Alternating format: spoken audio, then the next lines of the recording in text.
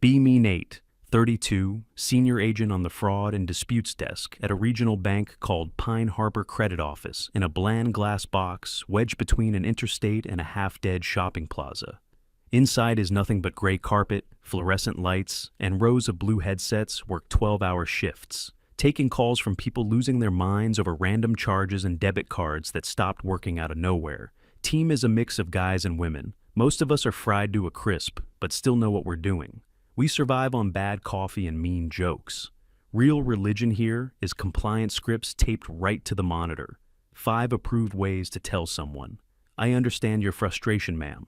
Everything is numbers: average handle time, first call, resolution, fraud capture rate, quality audits where some supervisor basically scores your worth. As a human old HR guy was this quiet middle-aged dude named Paul, showed up maybe twice a year, mumbled through harassment slides, handed out cheap pens. Vanished again? Then one Monday, Paul disappears from the org chart. Calendar, invite pops up for mandatory all hands about reimagining care at Pine Harbor. Great, we all pile into the training room that always smells like burnt popcorn and panic projector, buzzing like it wants to flatline. Before the rest of us standing up front is the new chief of people and customer care, Vanessa.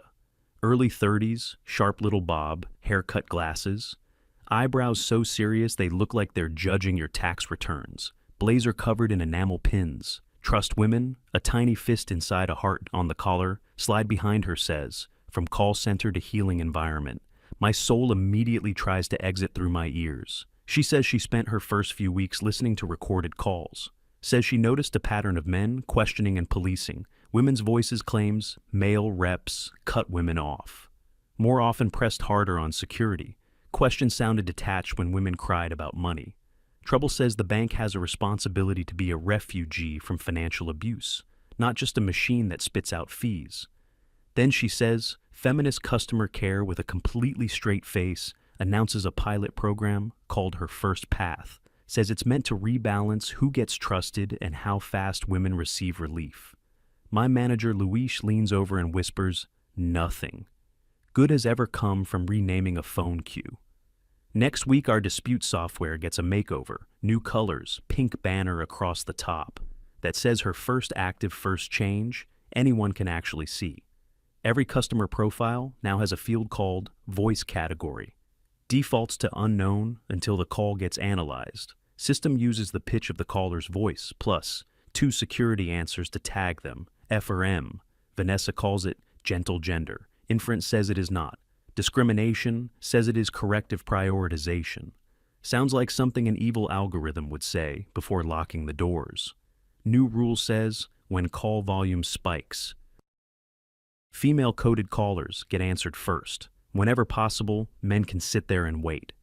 Literal pop-up on screen tells us FQ at 60 seconds, MQ at 4 minutes. Equity in action, we also get updated script sheets for trauma. Aware responses for women full of lines, like, I believe you, and this is not your fault. Coaches tell male reps part of our score. Now depends on whether we use nurturing phrases with women at least 3 times per call. Week after that comes another change slipped quietly into training under the label verification. Softening for vulnerable groups. For female callers claiming distress, we now have to adapt verification so we do not recreate interrogation dynamics, which means if she misses one security question, we can switch to relationship-based verification. Instead, stuff like recent merchants or spending patterns. Policy also says, avoid aggressive repetition. Limit how often we ask for PINs or passwords. Compliance guy in the back looks like he swallowed office supplies. Vanessa keeps repeating that we are still secure, just less suspicious of women.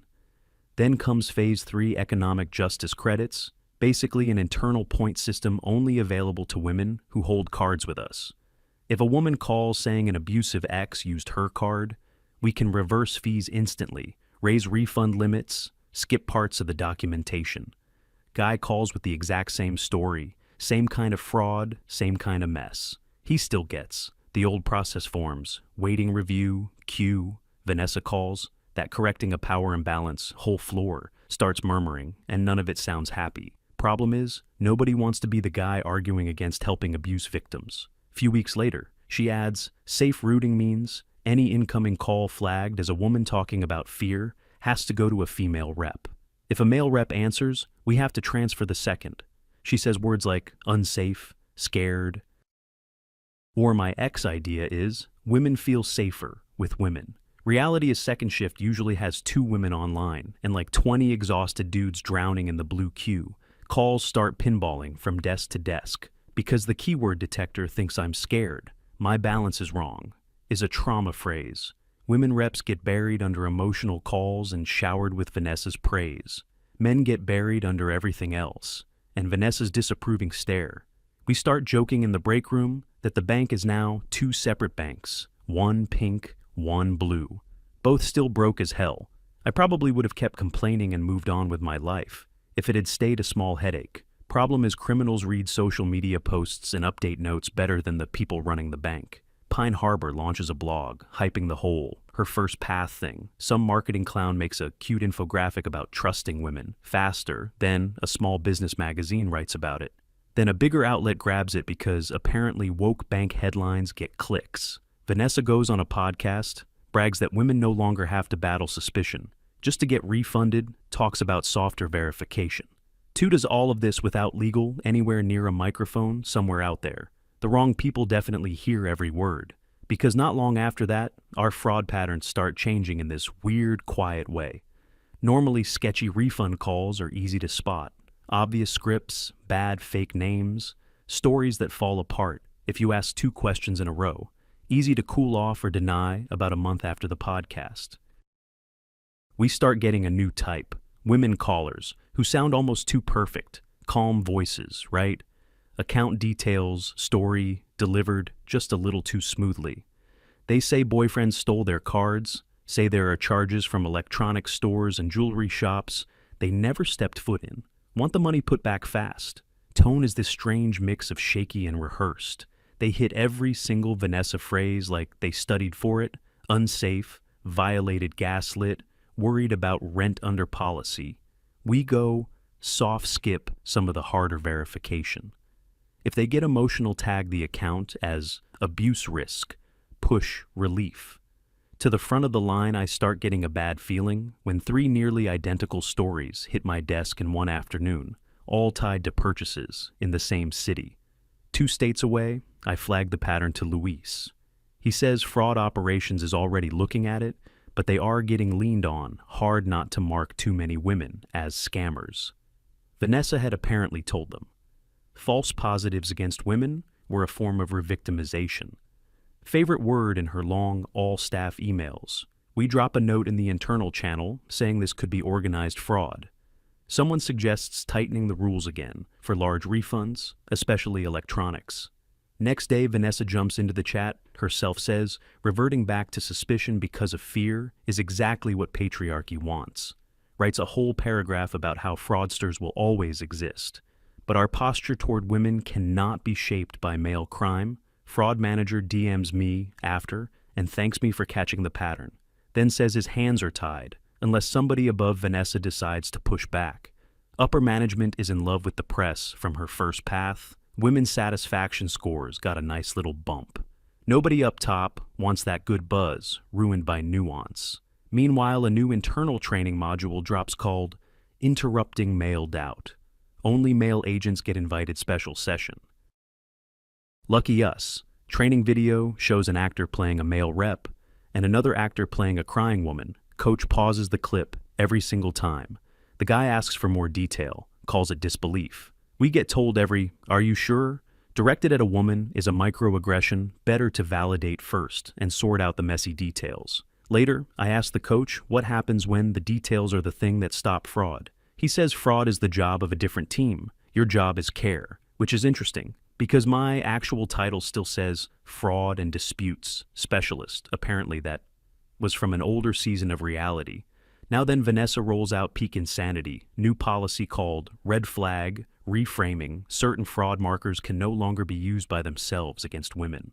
Stuff like asking for a rush replacement card to a new address, failing voice recognition, insisting on no email confirmation for men. Still huge red flags for women. We are told to consider whether she might be fleeing an unsafe situation before slowing anything down. So red flags basically become yellow flags with a soft pastel filter on top. Only a stack of several is enough to justify telling a woman no. For a little while, it almost feels like maybe we are all being dramatic, lost numbers at town halls. Stay vague bad, maybe, but not disaster level. Then of course one very specific day shows up. Friday afternoon, natural habitat of every workplace catastrophe. I'm halfway through my shift, drinking coffee that's gone from hot to sad system. Suddenly pings me with a priority client call, marked Do Not Transfer Screen Shows, Platinum Reserve Code. We almost never see. That one means some rich important client, or someone tied to one, is on the line. I answer with the most polished professional voice I have left in my body. Hear an older woman speaking low and steady, not hysterical, just worn out. She explains her husband is some road warrior consultant type, always flying somewhere, keeps most of their money with us. She mostly uses a joint card, says she is finally leaving him after years of emotional and financial abuse, says he cut off her access last night. Every card she tried this morning got declined. Story lands almost too perfectly inside Vanessa's favorite template, which makes my neck itch a little. But the details themselves sound believable. Name matches listed as spouse on the account. She already knows the last four on the card, the home address, rough balances, even a recent large purchase at a dealership under the new script. That means I am supposed to slide straight into support mode. Tell her I'm sorry she's going through this offer to help restore her financial safety in the old setup. I would have stayed neutral, would have insisted the primary cardholder be involved, would have asked for harder proof. But her first binder sitting on my desk might as well be glowing pink at me. She wants online banking access, restored, wants a replacement card, overnighted to the hotel where she's supposedly hiding out, wants the husband's card, shut off completely. My gut immediately tightens. Some of her details are too exact, too polished, and every other sentence sounds like she memorized language straight off our blog. Still, policy says that in a domestic separation situation, the woman is treated as the primary safety concern, and the man is treated as the possible threat. I buy time as gently as I can. Ask a few relationship-based verification questions. She handles them like she's on a game show and already saw the answer. Key favorite restaurant kids' names, old address. She fires them back without even a pause, sounds rehearsed as hell, but still technically possible. System shows she's an authorized user, not a full owner. But Vanessa had sent a memo the week before saying economic justice means rethinking ownership norms. I remember reading that and feeling like I was standing between two conveyor belts, one labeled fraud, risk, the other labeled HR execution squad, instead of taking some brave stand. I do what broke people with rent. Do I split the difference, give her some access, not all of it? I approve a new card in her name with a limit. Leave the main account alone, tell her anything. Involving ownership changes has to go through legal. She sounds a little irritated at that, but thankful enough to keep the act going. Then she hangs up. I document the case with a wall of notes. Something feels off. Please review. Immediately later, Fraud Ops messages me, saying the husband had already reported weird emails and a phone call he swears he never made earlier. That day they put a watch on the account, but it is the weekend skeleton crew and Vanessa's rule about not freezing women's funds lightly slows everything down. 2 days later, the whole thing finally blows open because that call was not the main hit. It was a dry run. Turns out a scam ring has been collecting info on wealthy couples from social media, leaks, and old breach data they use. Female voice actors copy our blog, language copy, her first training cues, then walk right through the softer verification rules. We only fully realize it. Monday morning, when alerts start exploding everywhere, dozens of high net worth accounts hit with huge overseas wire transfers. Pattern becomes obvious fast. Most of the damage is tied to accounts where a female voice called Friday or Saturday asking for emergency separation, help. One of the victims is the wife of a board member. Another account belongs to a foundation tied to a major children's hospital we partner with for donations. Board member loses his mind. His wife's card. got cloned, scammers basically used her voice as body armor while draining 6 figures before anyone locked it down. Hospital Foundation loses a chunk of operating money. Overnight directly hits some program for sick kids.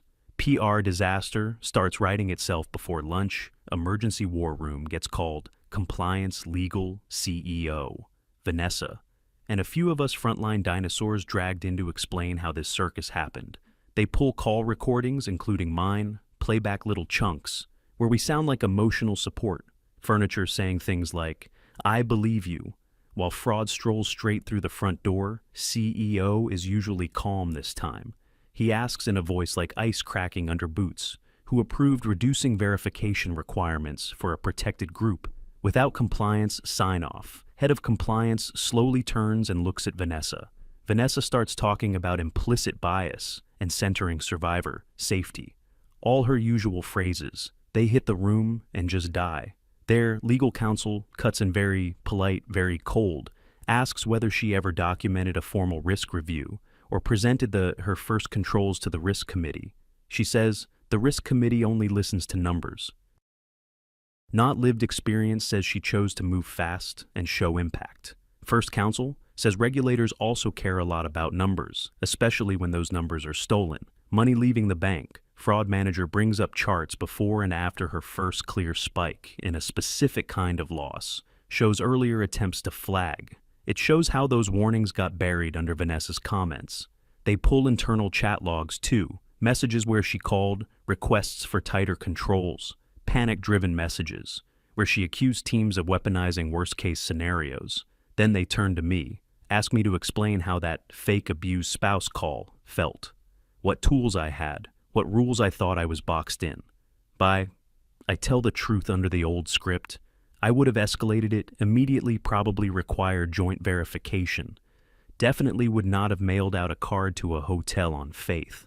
I also tell them we were coached to treat pushback as possible, misogyny, that we were discouraged from over-questioning women, especially if they used the right trigger language.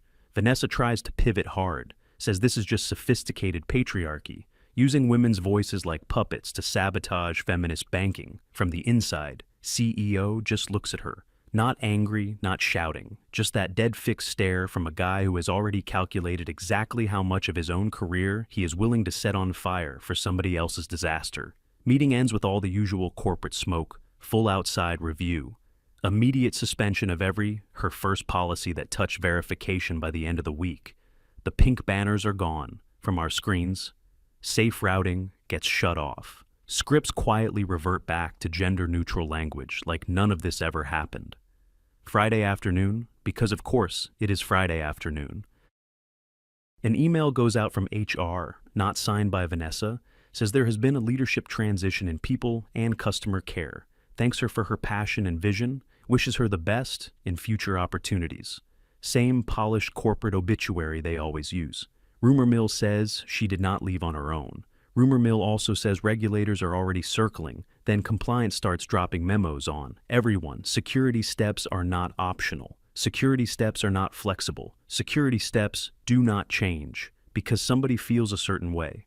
On a call fraud, ops doubles up staffing for months, trying to untangle the whole mess, chasing money across borders, answering auditors, trying to keep regulators from taking a bite out of the bank. Big enough to leave bone, showing mood on the floor, changes fast. Women reps are mostly relieved. Couple of them straight up say her first dumped the worst calls on them and turned them into emotional shock. Absorbers for scammers. Guys on the floor feel weirdly guilty.